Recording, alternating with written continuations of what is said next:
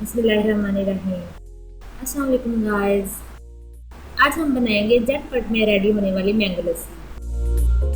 वैसे भी मैंगो का सीज़न चल रहा है और मैं मैंगो से रिलेटेड बहुत सी रेसिपीज बनाने वाली हूँ।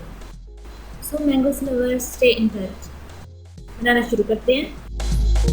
ये मैंने एक अदद मैंगो का पल्प लिया है, हाफ कटोरी दही ली है और हाफ गिलास दूध का लिया है।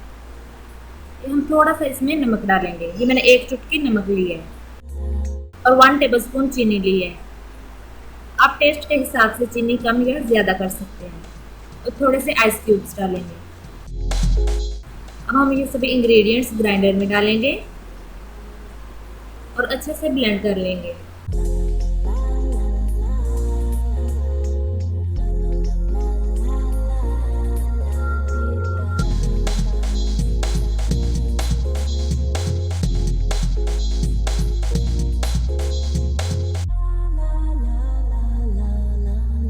ये झटपट में हमारी मैंगो लस्सी रेडी हो चुकी है।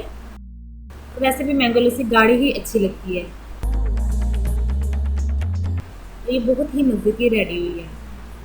वैसे आप इस रेसिपी को ज़रूर ट्राई करें और अगर मेरी रेसिपी अच्छी लगे तो लाइक करें, शेयर करें और मेरे चैनल को सब्सक्राइब करें। मिलते हैं नेक्स्ट रेसिपी के साथ। अल्लाह हाफिज़।